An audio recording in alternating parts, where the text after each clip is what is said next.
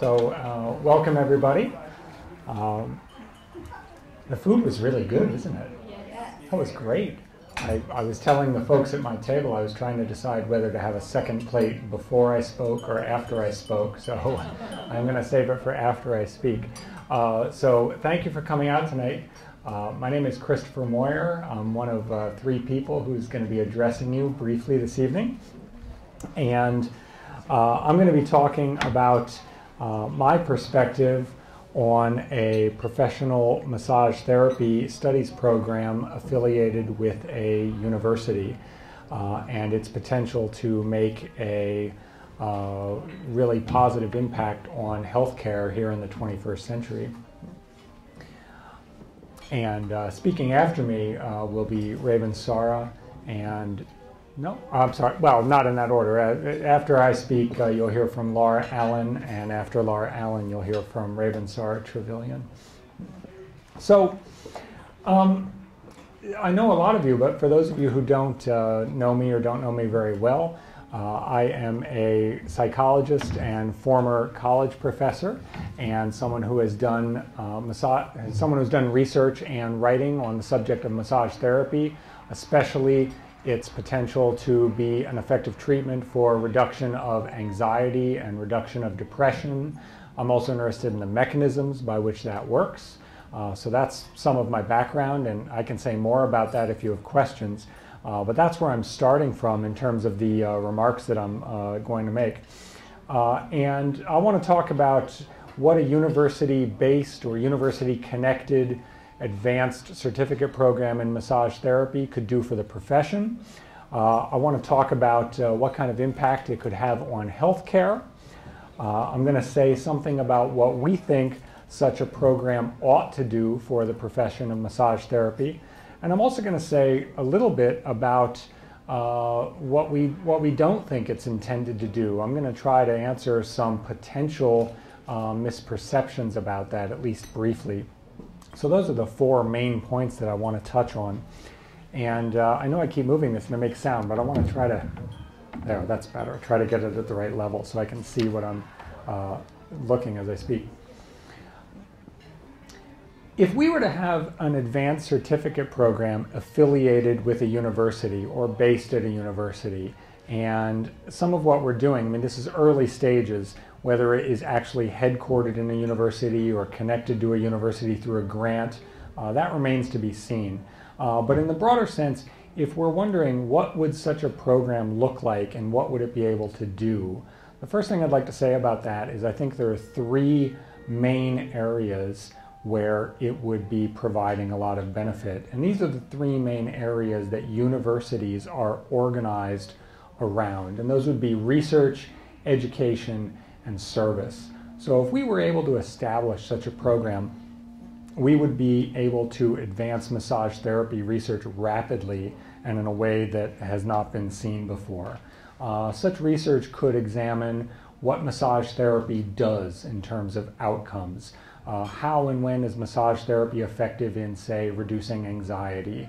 How and when can it be used as an aid to athletic performance? How and when can it be used as a way to improve balance in the elderly to prevent injuries? These are some of the things that we would be able to make rapid progress on if we had a program that had continuity and that had focus on massage therapy. Such a program could also do research in terms of the mechanisms by which massage therapy does those things. So it's one thing to figure out what does massage therapy do. It's another thing to figure out how does it do the things that it does. And by figuring those out, you have the potential to improve massage therapy so that those mechanisms are used in the most effective way to get the best possible outcomes. You have ways to connect massage therapy to other professions and other fields, kinesiology, physical therapy, sports performance, so on, by doing research both on the mechanisms, the basic underlying mechanisms, and on the outcomes. Along those same lines, we should be viewing massage therapy not only as a treatment, but as a tool for investigating basic mechanisms. So for example, if we want to answer a question on a very basic but important level, of how and why does a person experience a particular emotion. There are a lot of ways to study that, but one way that hasn't been exploited is to look at how massage therapy, how one person manipulating the soft tissues of another person produces a new emotional state. That's a great tool to help us get at the broader question of what is an emotion and how is it produced. So massage therapy can be used as a tool to investigate the most basic type of processes, ones that are even broader than anything that is specific to massage therapy. And this would be the case for processes in physiology, in emotion, in psychopathology, in human performance, all kinds of really interesting and all kinds of interesting and important domains of science. In addition to research, obviously one of the main things that a university sets out to do is to educate, and such a program would have tremendous possibilities for providing advanced education to massage therapists. And that would be specific to the massage therapists who get connected to the program, but then that would also trickle down to the entire profession as the people who go through such a program emerge as leaders in the massage therapy profession. So we would have individuals who would be getting high level and cutting edge content of the type that they might not be able to get in any other program or in any other school. If we had such a program connected to a university. We would also have as a goal the development and the promotion of critical thinking skills. This is something many of you in this room and myself and we've been involved in all kinds of discussions in online social media where we have seen the entire range of skills in this area. We've seen everything from very high-level critical thinking skills to mid-level cases where people are trying out new skills and are just learning about how to apply critical thinking skills to evaluating evidence and to thinking about what the traditional and conventional explanations for how massage therapy works are. And we've seen all the way down to the most rudimentary deficiencies in applying critical thinking skills to how massage therapy works and what its potential is either as a healthcare profession or, depending on how you look at it, as an adjunct to healthcare. I'm not taking a position on either or there, but in thinking about can we elevate critical thinking skills in massage therapy, that would be a major goal that such a program could could aim to accomplish. Another thing that would be a benefit in the area of education of having such a program would be to leverage the educational techniques and technologies that universities have available to them. And this is more and more true in the 21st century than ever before.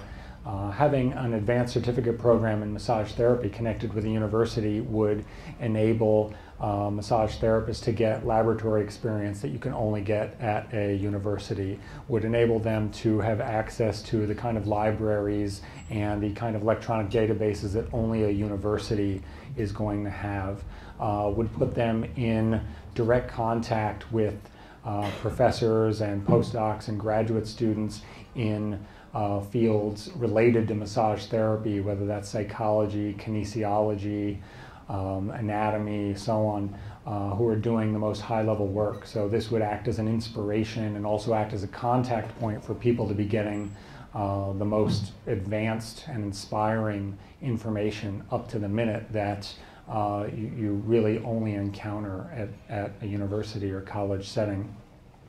And then, of course, universities also have tools in online and technological advances in terms of audio-video equipment and so on that can be used to leverage advanced learning. So here we would have all kinds of opportunities to make use of those resources with such a program. Universities also, in addition to research and education, have as their mission service to the community. And Raven's going to say a little bit more about this than I say specifically. This is something that I've observed she's really passionate and very passionate about and informed on.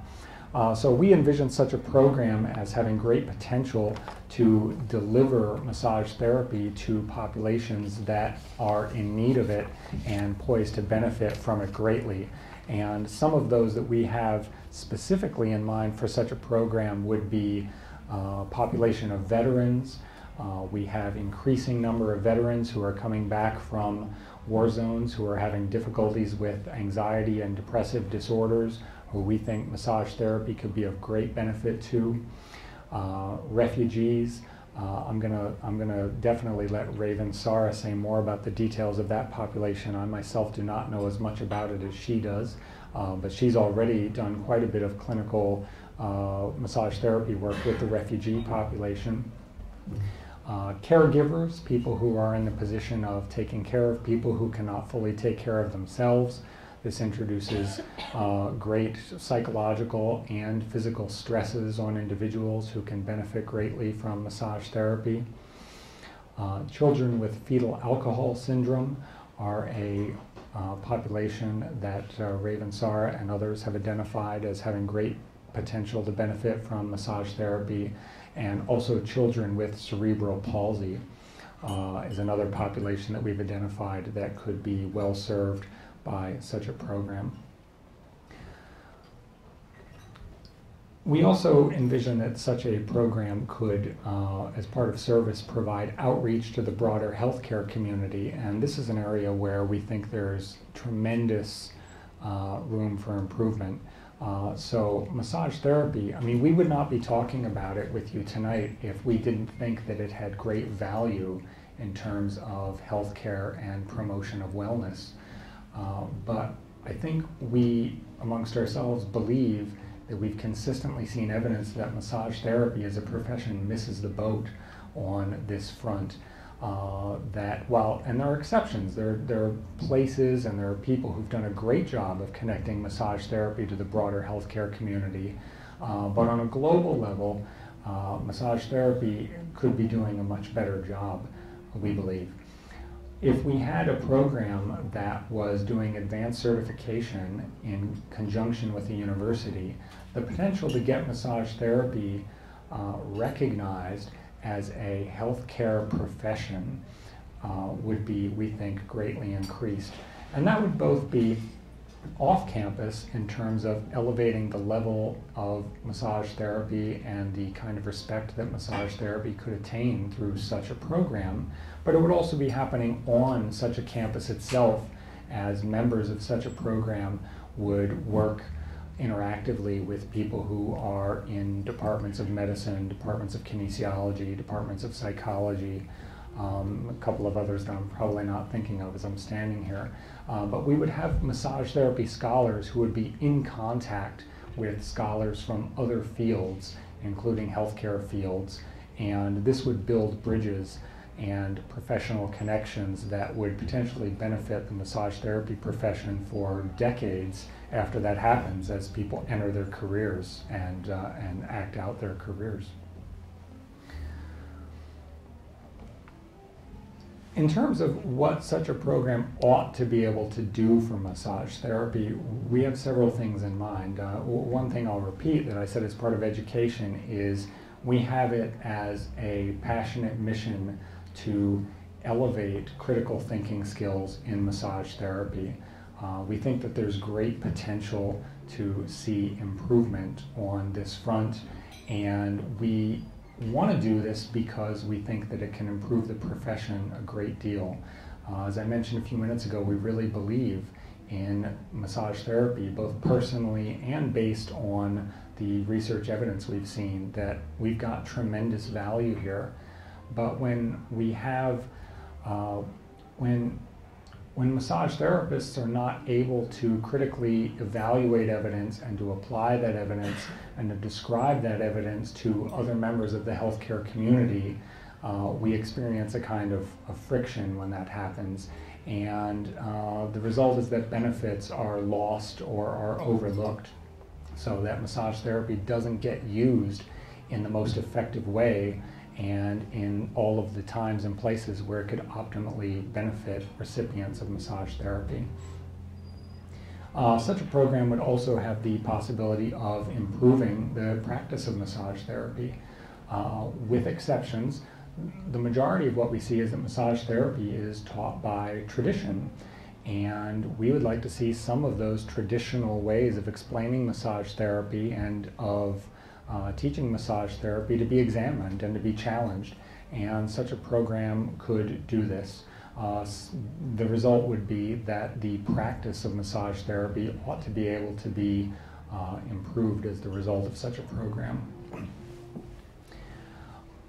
Especially important as a goal in such a program would be to improve the interprofessional communication that massage therapy has with other healthcare professions. This is something that Trish Dryden and I touched on in several chapters of the book that we edited recently. And ever since writing that, it's really been in the forefront of my mind when I think about endeavors such as this one that we're speaking about with you here tonight.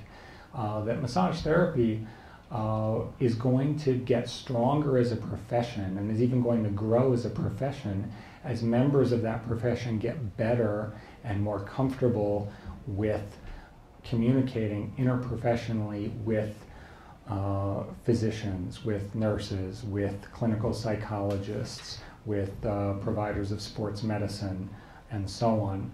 And that's not to say that this isn't happening already. I know that there are innovators and leaders who are doing this, but such a program that we're here brainstorming about and presenting to you would be able to advance that. And we think there's tremendous potential for growth in that area. So the promotion of interprofessional communication is something that we have in mind for such a program. And with all these things together, we think that this would help to solidify the massage therapy profession's identity, to really establish it, you know, to take what we, the people in this room, already know about massage therapy, about what a wonderful profession it is, about what kind of benefits it has for its recipients, about how it takes the best things about science and a reductive approach to medicine and combines them with our perspective on viewing people's experience and treating them in a spirit of holism, combining those. And by connecting with other professions and by connecting with the university and showing that the profession is doing everything it can to be as modern and as advanced as it can, we potentially help to define what the massage therapy profession is and what we think it can be. And I think that that's a bit of a problem in the profession right now. I think there are a lot of different conflicting and muddled ways in which the profession is viewed. So that potentially is something that such a program would help to advance. I want to begin to finish up by saying a little bit about what such a program is not intended to do. So I've already referenced discussions on social media. Many of us in here are very active on social media, and I probably don't need to tell you that there have been flame wars and active discussions and accusations and so on about that center around when folks talk about advancing the profession or when folks talk about applying science to massage therapy and so on. And what I'm about to say, it will be up to every individual to judge for themselves exactly what this means and the sincerity of it. But speaking for myself and for the other folks who are going to speak tonight, there are things that we don't have in mind for such a program. We have absolutely no intention or purpose in mind to dehumanize massage therapy. In fact, we're attracted to massage therapy as a practice because of the way in which it recognizes and respects people's humanity. That's probably more than anything else what first attracts people to either receiving massage therapy or pursuing it as a line of work. Sometimes when Raven Sarr or Laura or myself or several of the other people in this room talk about or write about applying critical thinking or applying science to massage therapy, some people very quickly assume that what we intend to do is to make it like a very dry and clinical and unpleasant type of experience, kind of like when you have to go and get blood drawn. It's no one's intention to make massage therapy like a visit to the phlebotomist. I mean, who would want that? The fact of the matter is we think that the individualism and humanity of massage therapy is undoubtedly one of its greatest strengths. What we disagree with some folks on is that the application of critical thinking and of a scientific perspective into massage therapy would automatically dehumanize massage therapy. That's not the case, and we have no intention of driving for that. At the same time, our intentions, our purpose in positing this is not to enforce our own belief systems or our own ways of thinking entirely on other members of the massage therapy community. Now, if I'm being entirely sincere, the fact is there are cases where we think that we'd like to see the consensus in massage therapy become a little bit more stronger in critical thinking, a little bit more scientific. But what I want to definitely emphasize is none of us have it in mind to quash individual freedoms. I can speak for all three of us and say that all three of us definitely believe in the right to believe what one chooses to believe. So that we're not here to say the way that you think massage therapy works, you can't believe that anymore. We do want to see evidence applied to massage therapy. We do want to advance the profession in whatever ways we can to maximally benefit the most people possible. And that includes recipients as well as members of the profession. And of course, those populations overlap as well. We're not looking to have some kind of cognitive revolution in massage therapy whereby everyone has to think the same thing, or where people have to take their traditions and their creativity and entirely check them at the door. There is room for those things in massage therapy. So what we want to do is we want to benefit massage therapy in the ways that I've described by having a program that is connected to or housed in a modern university while still allowing for individuals to express themselves, to recognize the humanity of their clients, recognize the things that are unique about massage therapy that makes it something that is unlike any other healthcare modality, and to make that as good as possible, and to make that as well understood and respected by the public and by other healthcare professions as possible. So those are the things that I wanted to say to you. And Laura Allen, you know, something I didn't say is one of the things that I think is great about the three folks that are going to talk to you, and Laura's going to talk to you in a moment, is that I think the team that we have here that has assembled to start to propose this has different but overlapping perspectives on massage therapy. I myself am not even a massage therapist. I'm an enthusiastic recipient of massage whenever I can be, and I'm a scientist who has studied massage therapy as a research subject. Raven Sara, of course, is a massage therapist and is also a scientist, and she's a scientist in different domains than the ones in which I am in. And Laura Allen is a massage therapist, is not a scientist by training, but is certainly very good at critical thinking. And she is, more than anyone I can think of, an expert on the politics and the organizations of massage. So I think and I hope that the three of us working as a team have some overlapping but unique perspectives on massage therapy. So each one of us is going to be speaking from a slightly different perspective. Were you signaling me, Raven? I was going to tell you that before you step down, I'd like to give you an opportunity to take questions from the audience. Individually, okay. So certainly I can, if anyone has any questions about the things I've just said, I'd be happy to try and answer them.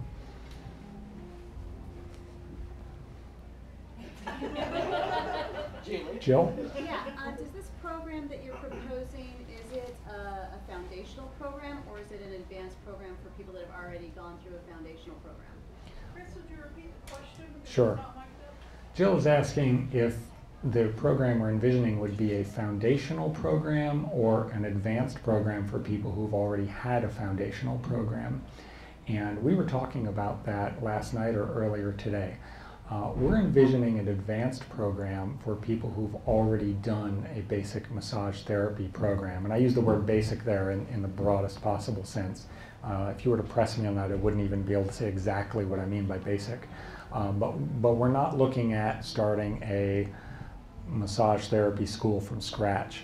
We're thinking about what kind of program could we have whereby people who have gotten training to be a massage therapist could now enter this program and learn things that are different from and in some ways advanced from what they learned as part of their initial training. And we had some discussion and some disagreement about the difference between basic and advanced and so on.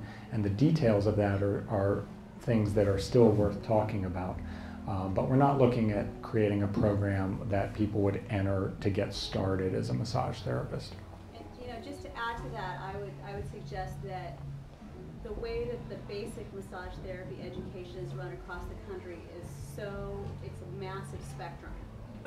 And so your advanced program will most likely need to have a screening process and remedial training for the people that maybe didn't get a high-level education in their basic. So I'll repeat that for the recording in case it doesn't come out. Jill, to summarize, she's saying that massage therapy training is so varied among the different schools in North America that such a program, if we're able to establish it, would need to account for that, would need to have some kind of application and screening process to determine what level people are coming in at, and to have, did you use the word remedial? Remedial. Or to maybe have a remedial component. I don't know if that's the word we'd want to use, but that may be the case. So yeah, that's definitely the case. I'd add to that, without disagreeing at all, because I agree with you 100%, but that's the case in many university programs, including graduate programs, for example. People come from different colleges and universities, and while there might be more standardization in other fields, a new did I just make a word? A new word. A new cohort of students who are beginning a program are really coming from all different places. And I know this from firsthand experience. I think back to when I started my graduate studies in psychology and seeing how different we were in terms of what we knew and what starting assumptions we had. So that's a problem that happens in all kinds of programs. So it's not one that we'd have to address for the first time. Thank you. Along with, as an additional follow-up to what she's saying, you said earlier challenging the traditional methods maybe of learning massage. So take someone that had gone through what we're going to call traditional program, and I recognize that can be a huge spectrum, but would they be able to fit into this advanced certification? How would they be challenged graduating from a traditional program trying to do this advanced program? So how would someone who's coming from a school that's using traditional methods in the massage therapy profession, how would they adapt to a program such as this, or what methods would we use to? And a little bit along the line with the remedial thing, would there be a bridge for someone that was maybe making a bigger leap than someone from another school? The short answer is there would have to be a bridge. There would have to be a recognition of that. I mean, it would be a sure path to failure if we said, well, we expect you're all knowing these things and starting at this level. We would have to, first of all, we would have to expect that people are going to come in with all kinds of different starting assumptions and all kinds of different experiences and adapt such a program to account for that. If we didn't, we would not be serving incoming students well at all, and we wouldn't be advancing knowledge well at all. So it would be difficult for me right now today to say exactly how we would do that, but we would definitely have to do it. And I think we're all aware that we would have to do that. And some of that would be a work in progress. I mean, frankly, the first couple cohorts of students who would come in would help us to figure out what the specifics of that are. So there'd be learning going on in both the incoming students and in the faculty and administration who would be working with those students. Robbie? Have you given a thought to creating a master's degree out of this program?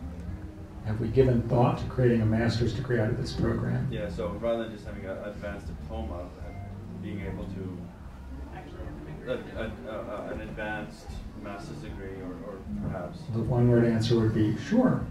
Sure, we've given thoughts to that. And you know, I'd be interested to hear what Raven, Sarah, and Laura would have to say about that. It's one thing to give thoughts to it. It's another thing to think about, is that something that could happen 20 years down the road? I think for a variety of reasons, including especially administrative reasons, but maybe other reasons as well, probably the best approach right now is to come up with a certificate program rather than a degree program. Raven, Sarah, is what I'm saying consistent with your thinking? Okay, so Raven, Sarah is not pushing me off the stage as I'm saying this, so that's good. No, you're right. We're talking about a bridge program, and to do it, you're familiar with scaffolding. We would take it in smaller steps to make the bridging work better, and the certificate is closer to what people would be coming out of the massage school with than masters, and then we could build out further towards the masters. So a certificate. So a certificate program could be. It could be the ultimate goal, but it could also be a stepping stone towards something like an advanced degree. And in terms of administration, for establishing such a program, it's going to be a much more possible goal to establish a certificate program that we can take to a university that is interested in this versus a degree program, where with a degree program we'd really have to be starting with faculty who are already entrenched in a department in a university. So that might be an interesting development at some point, but it's not something that we could turn the key on right now. What I'm thinking about here is my people coming from BC and Ontario, we're already at a 2.5, 3-year diploma program. And most of them are not interested in another certificate. They would be interested in another, an advanced degree level. So for people to move from, here, from BC down to this program, rather than from the 500 to 1,000 hour program to this program, it's sort of, I'm just trying to think of a way of bringing everybody into a similar level of education in the advanced diploma, master's degree, etc., university. So Bodhi's mentioning that in British Columbia there already is essentially a degree program in massage therapy, if I'm summarizing that right. Without the university recognition. Mm-hmm. So, to make such a program attractive to people who already have essentially a massage therapy degree, that might be a challenge for us, and that might be something that would be addressed down the road if such a program was successful and could at some point make the leap from a certificate program to a degree program. But and Raven, Sarah can tell me if I'm wrong or add to it, but that's probably not where we can start. Right, we can build toward that, but getting a master's degree off the ground initially would be a lot of work. Working toward it, the certificate program, as Chris mentioned, is much more attainable as a first step. Raven, isn't this program just to kind of catch up with what they're already doing? Jill is asking the provocative question in this program we're talking. I meant to make you laugh by saying that. Well, yeah, it's funny.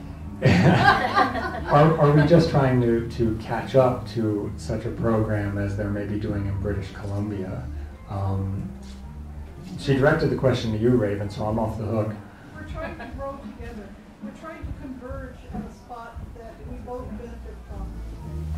So that means that we are going to have to do some catch-up in some things that in the Canadian schools are considered foundational. We're going to have to get those to be considered foundational here. But we also have things that we can offer that perhaps the Canadians would find useful as well. Like critical thinking. Yeah.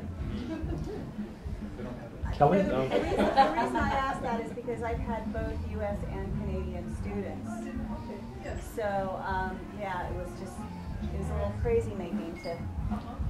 Well, Chris, if you'll summarize this, it's like it's not only the U.S. and Canada. That's two good starting points. But New Zealand has a bachelor's degree already as well. And then there's the rest of the English-speaking world. Not even to mention French, German, all that. Just in the English-speaking world, there's such a huge spectrum. We all need to be listening to each other and seeing what each other has to offer because we can all benefit from this for the current clients. Summarize that. Go ahead. I could summarize it, or I could leave it for you to restate when you speak. But very briefly to summarize, Raven's pointing out that there are different programs in Canada, in New Zealand, in the United States, some of which are degree programs, some of which aren't. There are, of course, other nations that we've left out in what we've just said. But we're highlighting those because we know that Canada and New Zealand already have massage therapy degree programs. It's a matter of using the technologies and the opportunities that we have in the 21st century so that everyone is benefiting from the same kind of information and that there is an exchange of information so that the profession is being advanced to the greatest degree possible across the greatest number of people possible. Kelly? Yeah, so as we're looking at, there's so big a variety of schools, and most instructors at massage schools tend to be experts at what they know, but they're not instructors. They haven't been taught how to teach. Is there going to be any provision in this program to teach the teachers to prepare the students for this kind of a foundational program, this certificate program? So Kelly's asking if there's going to be any essentially teaching of teaching associated with this program, that it's one thing to know your material very well, it's another thing to have the skills and the experience and the supervision associated with developing an expert teacher. That's a great question and a great thought, and yes, sure, that's something that we would like to have be a part of this. And Raven is waving to me, wants to say something on that front. Go ahead. It's getting really hard to yell across the room. So, Kelly, please ask your question once again when I'm up there, okay? Okay. Kelly's been asked to ask that question again when Raven saw her at the podium. Are there other questions people would like to ask me about? And my specific, I'm not asking for questions, that sounded pathetic. Do you want to ask me anything? Specifically, before I turn the podium over, if there's anything that's maybe especially research related or... And we'll all three take questions at the end as well. Yeah, So we can, if- this isn't your last chance, but Yes. before I turn it over to Laura, anything more research related? I feel like I'm Jill? monopolizing the questions. That's okay. What about clinical work? Because, I've always told my students that you haven't learned anything from me, you're going to learn everything from your clients. Okay, so if in an advanced program, are you going to have a large part of that? Is it going to be clinical practical work with clients? The questions about clinical work, and Jill points out that one of the ethos in her class, in her school, is you're not going to learn from my school as much as you're going to learn from your patients and recipients once you put this learning into practice in the real world. And would there be such a perspective as part of this program? I think the short answer is yes.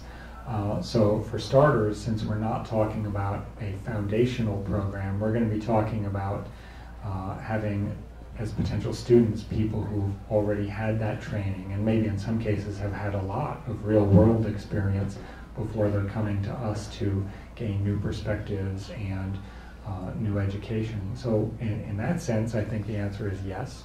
And further, I think in terms of the program itself, when we talk about the fact that such a program would include service as one of its functions, where students would have the opportunity to work with certain populations that have maybe been identified as of great importance to the university and to this program, that their practice in the real world rather than strictly in a supervision clinic or strictly in the classroom would be of great importance.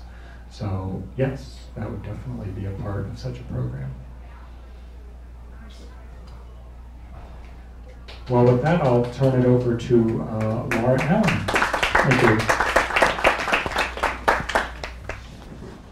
Can you hear me now?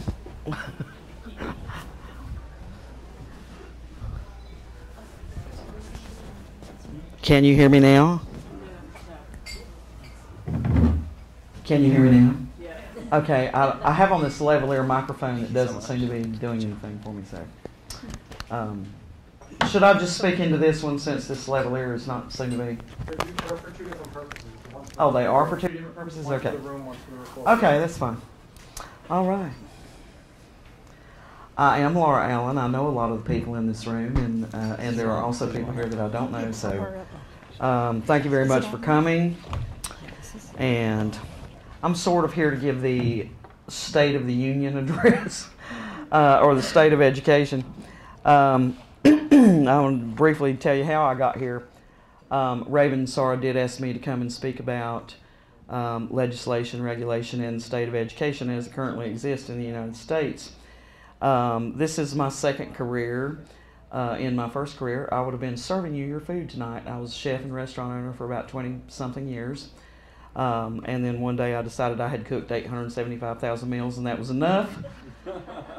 So I went to work at a massage school, and a couple of days after I got there, I just thought that had to be the best job in the world, because I saw people coming into the clinic looking in pain and stressed out and walking out an hour or two later looking so much better. So I signed up to go to school. I have, for the past 10 years, owned a clinic down in the little town of Rutherfordton, North Carolina, where I employ a chiropractor and about a half a dozen massage therapists. I have authored several textbooks. I'm the notorious blogger in massage therapy. So I'm here tonight to actually talk about the NCBTMB and the AFMTE and the COMTA and the AMTA and the ABMP and the ELAP and the MTBOK. Could we just get a few more acronyms in this business? But that is what I'm here to talk about. I wish I could stand up here and paint some kind of rosy picture about massage education, but I really can't. We have a state of affairs down here in the United States where we're in the middle of some huge growing pains. It's sometimes a state of mass confusion. One thing is clear to me, though, and that is that I think this is a good idea that Raven Sarr has come up with, of taking this up to another level. And I do want to reiterate what Chris said when he was up here a while ago. This will not be something that is required of people. It will not be something that we expect everyone to do. But it is just something that I think of taking this up to a new level of education is something that will be a very important step for the advancement of massage therapy as an integral part of healthcare. And I'm making that statement as a massage therapist who wants to see that happen, not as wearing any of my other hats that I wear, but just as a massage therapist who would like to be considered. I would like to see it across the board that we're considered a part of integrative healthcare. Frankly, I'm blessed in my own community. I enjoy plenty of doctor and dentist referrals, and that's because I live in a small community, and I have taken the time to and made the effort to educate the doctors and the dentists there about the benefits of massage therapy, and I've had some doctors who have been my personal clients since back in the day when I was a student. And they learned the value of massage therapy for themselves, so they have turned around and referred their own patients for massage therapy to the benefit of the patients and to the benefit of my practice. So that is the capacity that I want to see this happen in as I'm speaking as a massage therapist, not as an author or teacher or anything else. We do have, I mentioned that we have some confusion going on here. Ohio was the very first state to license massage therapy. under their healthcare statutes back in the year 1916. You know, I think that was progressive on their part, and it took a lot of years for other states to slowly jump on the bandwagon. And we still have 6 states that don't have any regulation at all, which is just an embarrassment, because any Tom, Dick, or Harry that wants to can call themselves a massage therapist, whether they know anything or not. And I think that's dangerous. I think it's a less than ideal situation. We've had, up to this point in time, we have not had any true reciprocity of any sort. Now, you know, one of the things that's happening, I think Raven may have mentioned earlier tonight, there are some people who might otherwise be here tonight, but they're engaged in getting ready to attend the coalition leadership summit. It was referred to as the leadership summit the first few times that it happened, and I think they've changed the name to the coalition now. But that is where the executive directors and the chairs of the boards of the 7 massage therapy associations, organizations that we have in this profession, come together. Nobody is allowed at those meetings except them. They won't let me in. They won't let anybody in. They won't even let their secretary. I think they barely let the guy who brings the water into the room come in. But they're, you know, it pleases me to no end. And it was a long time in coming that these organizations would sit down at the same table together, because several of them were in competition with each other. So I think it's just a major step forward that they said, you know, one point in time. In fact, I was present at that meeting. It happened during Paul Lindemoo's meeting when he was the CEO of the National Certification Board. We were there for a little meeting on continuing education, and Bob Bitson from ABMP just said, you know, if I held a meeting and and invited all of the leaders, would they come? And they all said that they would. There were several of them present there at that meeting. So, you know, for them to all get together is just a huge step forward for this profession. But, you know, we have a long way to go. They have a lot of things that they need to discuss when they're together. And, you know, one of the things is reciprocity. Massage therapists here have had a hugely difficult time moving from state to state, because we don't have any continuity. We still have about 25 states that think 500 hours is enough education to turn you into a competent entry-level massage therapist. We have just a couple of states that think you need 1,000 hours to be a competent massage therapist, and we have a bunch of states that are somewhere in the middle of that. And then, as I said, we have those other states where it doesn't matter if you have an hour of education, you can still call yourself a massage therapist. You know, it's been a burden. It's been an incredible burden on massage therapists to try to go from one place to another. I particularly feel for people who are serving in the military. I know of a lot of massage therapists who are either have served in the military themselves, or are the spouses of someone who's in the military, and, you know, they get transferred from place to place, and they get somewhere and find out they can't practice massage because there's just no true reciprocity. So that's something that I would like to see changed, and the Federation of State Massage Therapy Boards has been working on a Model Practice Act, which is my understanding. I think they're going to release that to the public for comment, I believe, in the next couple of weeks. They held their last meeting on that just a few weeks ago, and I think they're going to put the first draft out there for public comment. And I want to say, there have been a lot of things in this profession that got sent out for public comment, and just shame on people who won't take the time to comment. Now, you know, we haven't even had a common language in massage therapy. And 5 or 6 years ago, there was a project started up called the Massage Therapy Body of Knowledge, which was in fact a collaborative effort between the NCB and AMTA and ABMP and COMPTA and whatever other acronyms I cannot remember. But they all came together and they tried to create just a document that sort of defined the language of massage therapy.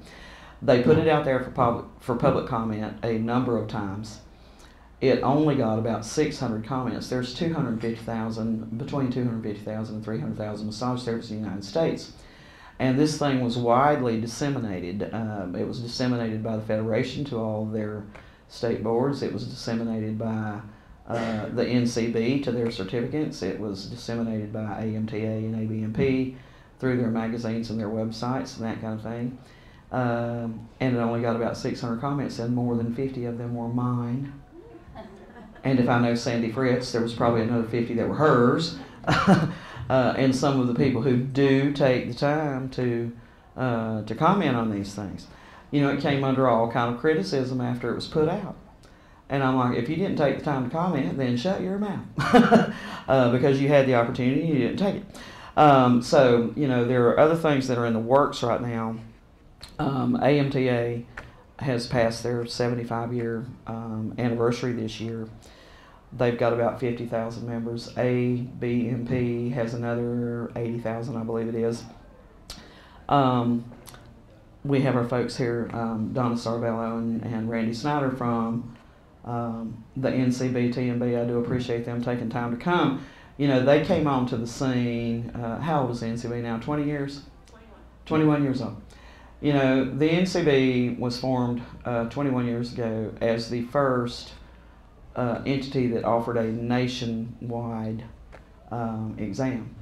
And it was actually a certification exam, but because no such other thing existed, it got written into the statutes in a lot of states as the licensing exam. And that sort of created a problem. Because it has turned out to be a problem over the past few years, because there has not been a real differentiation between licensing and certification, and there needs to be a differentiation in that. So what Ravensar is proposing here is an advanced certificate. I think that is something that's necessary. I think it's something that a lot of people want.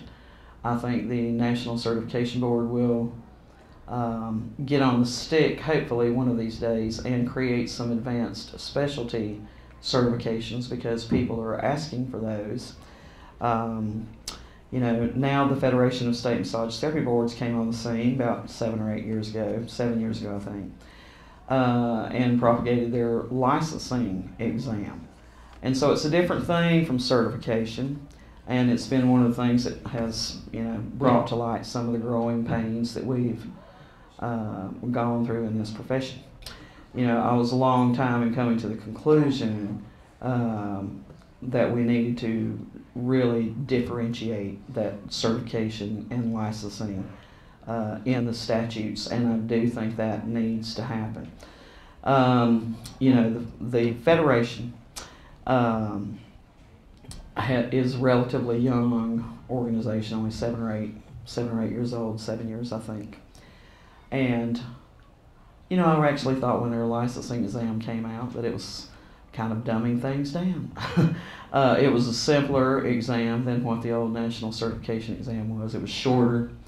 And I can't say I've been real thrilled to see it, but I have changed my mind on those things over the years, come to see that there's value in both things. I do want there to be a value in certification, and I want that to be a separate value from what licensing is. The other thing the Federation is doing right now is creating this Model Practice Act in the hope of making things more uniform across the United States. And, you know, something that will require, even if it was perfect and it was released today, that will require legislative changes in nearly every state. So it's not going to happen overnight. It's not going to happen in my lifetime, probably, that will be completed. And, you know, it is what it is. As a Model Practice Act, it is a suggestion that they will offer up to their 40-something member states. The Federation itself is not a regulatory board. It's an association of regulatory boards. So they can't mandate for their states to do anything. They can say, here's what we think you should do. And I think a lot of states will adopt that. However, you know, the states that have more strict requirements, such as New York and Nebraska, that do have the 1,000 hours, they're not going to dumb it down to suit everybody else. So we're still going to have this little discrepancy here of here's what this state requires, here's what this state requires. How can somebody easily go from one state to another? So a few years ago, about 5 years ago, I guess, 2009, the Alliance for Massage Therapy Education was formed. And that was the first organization that was meant to be an advocate that would take in educators, schools, continuing education providers, and was formed with the intent of advancing massage therapy education. I'm one of the founding members of that, and I've been thrilled at our annual meetings because I think the best teachers in the country have joined that organization, and it thrills me at every meeting to see that when they are not personally presenting a class, they're taking one from somebody else.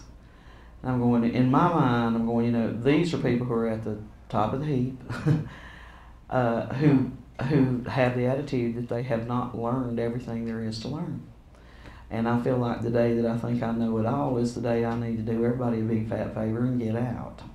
So it always thrills me to see these top-notch educators that are still ready to learn and still taking other people's classes. Now, what happened at the Alliance for Massage Therapy Education is really paramount to what I would like to see happen with this. One of my favorite mottos is some people make things happen, some people watch things happen, some people just stand there and wonder what happened. And now Raven Sarr made this happen. I regret that there are not more people here tonight, and I do appreciate this core group of concerned people being here. When the Alliance was started up, they put the call out for, they did not have a dollar, literally. They did not have a quarter. And they put it out there, we want to start this organization, here's what we want to do. In 12 weeks, they raised $49,000 to start that organization. And that all came from private donations from massage therapy, mainly massage therapy educators. There were a few industry partners that jumped on the bandwagon, but mainly that seed money to start that organization came from massage therapy educators. We have an accreditation body known as COMTA, Commission on Massage Therapy Education. I have been a site visitor for them, and I realized that's where I had met Mr. Snyder back there before, of going on site visits. COMTA is not the only accrediting body in the United States, but it's the only one that focuses on massage therapy. We've got several others that, they approve schools that teach lawnmower repair and that kind of thing. I'm not impressed, okay? I appreciate having an organization that does focus on that. So we've got all these different organizations. My favorite organization is Massage Therapy Foundation, which does support massage therapy research and which transcends all massage therapy politics. I think it's the only organization that I've never publicly called out in my blog for anything, because they just transcend that. We have had and we continue to have all these big growing pains because, as I said, we've had this lack of common language. We do have the ELAP, which will be released December the 16th, I believe, is the date that Ann Williams from ABNP told me earlier this week. ELAP stands for Entry Level Analysis Project. And what they have tried to accomplish with that, and again, this was a collaborative effort between all of these 7 organizations. They have tried to identify what people need to know to be an entry-level massage therapist. The document has ended up being 776 pages long, and so it will be released for public comment. And I strongly urge you to make some comments. When it was put out there as a survey, I personally thought it was very flawed with the way that it was put out, and I expressed that to them, of course, because they just encouraged people to, they go, well, if you don't have time to comment on the whole thing, just comment on a little bit of it, which to me skewed the results from the jump.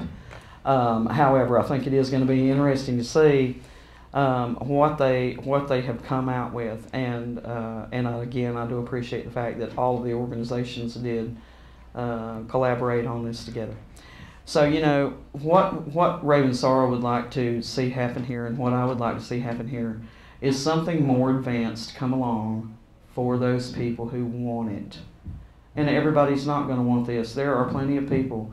You know, we don't. I think Canada does have the tiered thing where you have like the spa therapist and the.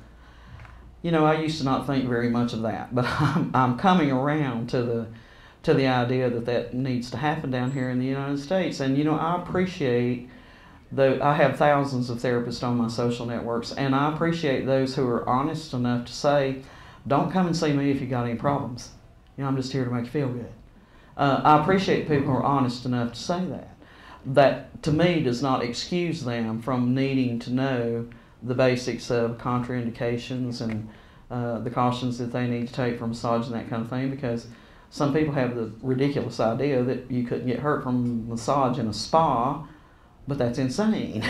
If somebody has a condition that they would be hurt in my office, they could be hurt in your spa from the same thing. So I think though that the tiered thing is a good thing to move toward. And so I think this plan here is one more piece of that pie, and to take that up another level for the people who want that. The job task analysis that was last released in 2012 from the Federation showed the following thing. 34% of massage therapists that are practicing in the United States, in the regulated states, have had some college. 19% of them have an associate's degree, 27% have a bachelor's degree, 9% have a master's degree, and we have 2% that have a PhD. And we have 2% that started out with a GED, a general equivalency diploma, stopped at high school. So, you know, with the excuse me, the folks who want to see massage therapy moved forward into mainstream healthcare, and I'm unabashedly one of those people, I think we have this unprecedented opportunity. And with the Affordable Care Act, which of course, you know, every time I open my mouth and mention that, I see that at least half the people are for it, at least half the people are against it. That seems to vary from day to day, and some people don't know from day to day which one they're for. But you know, those of us who are sitting here in this room who are consumers of massage as well as givers of massage, we know the value of massage, don't we?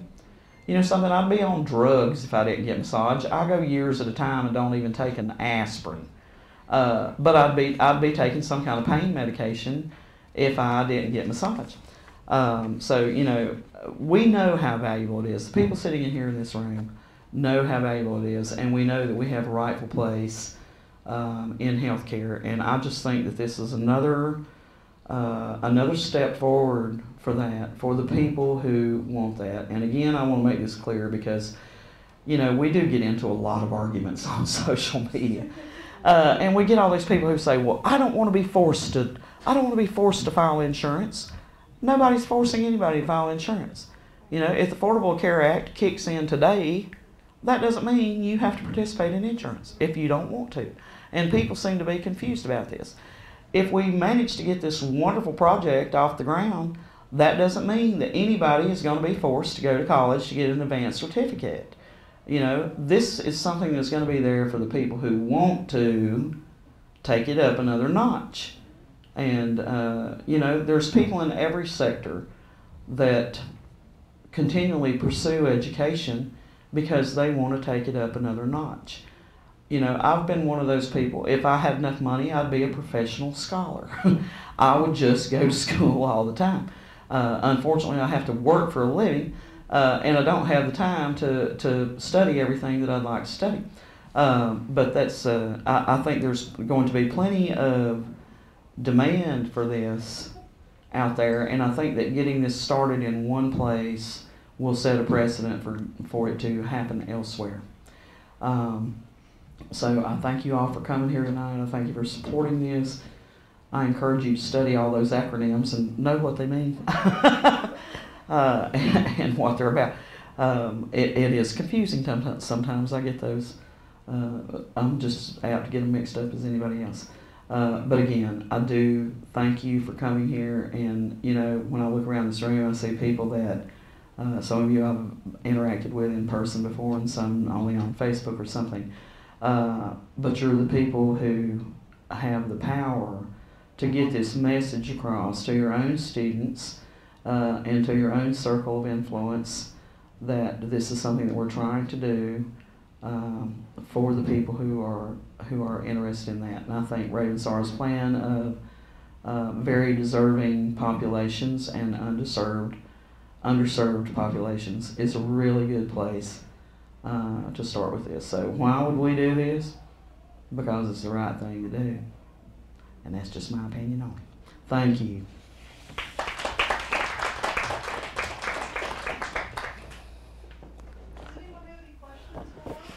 I'm running away, I'm sorry.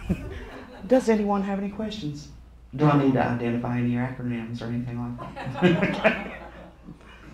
Everybody knows where I'm at on Facebook. Feel free to publicly question me on there and I'll answer them on there too. Yes, sir?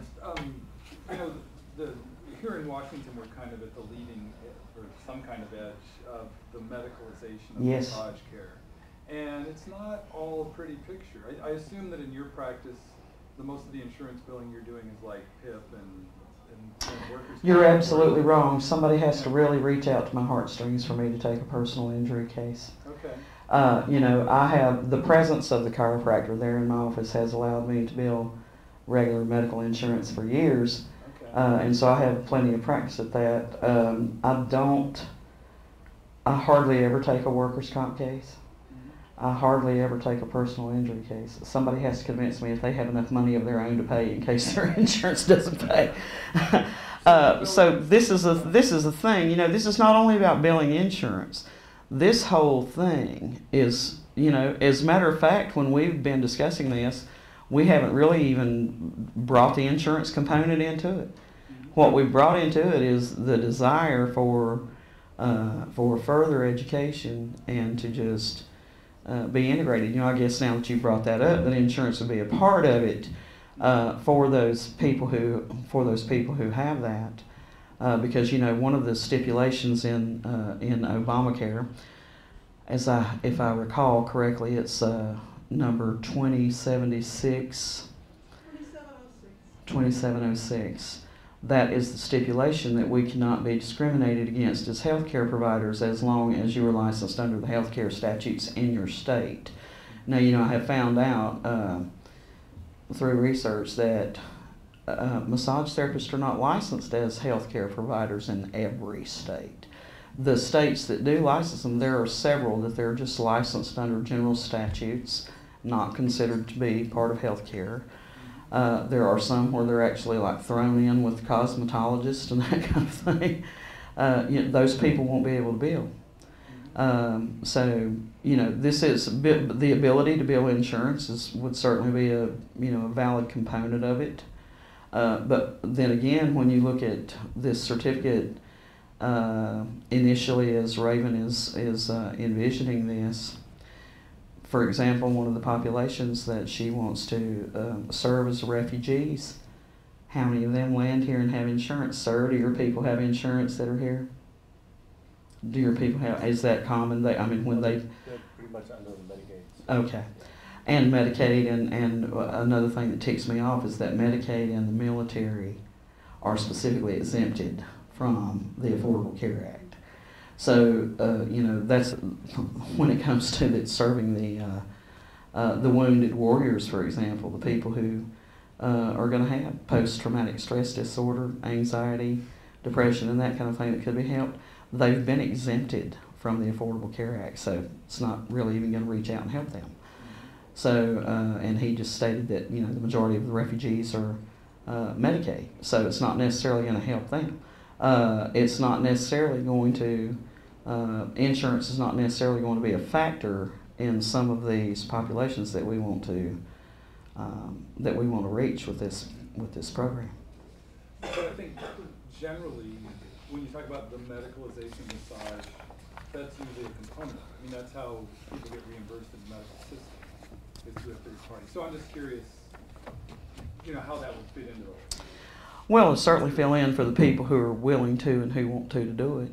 Now, you know, I've been teaching a class in my state for years on how to bill insurance. I've been invited all over the country to teach that, and I refuse to go because I don't have time to learn the insurance law in all 50 states, and it's different everywhere. So I just tell people when they ask me, I'm like, no, call Vivian Mahoney. She's written a book on the subject. And she'll go, you know, Vivian has billed over $600,000 a year in insurance. I'm not that big. I'm small potatoes compared to her. And I refuse to even give anybody a piece of advice that's outside the state of North Carolina because I can't learn the insurance law everywhere. So it is a factor. You know, I'm sure it'll be a factor for those people who want to do it. And there's plenty of people who don't. I hear that all the time from people. I don't want to bill insurance. I don't want them telling me what to do or whatever. You know, it's something that you, if you're not diligent with doing paperwork and you don't want to spend that time to do it, then carry on with your cash practice. Nobody is going to be forced to bill insurance, and that seems to be the major concern that I've heard from massage therapists who somehow have the idea that they're going to be forced into doing that. Washington is the only progressive state. Now, Florida, up until last year, also their therapists were able to direct bill insurance. Their governor jerked that right away from them last year. Washington State has been the most progressive for a long, long time, largely due to the efforts of Diana Thompson of getting the right for them to bill insurance here. Anything else?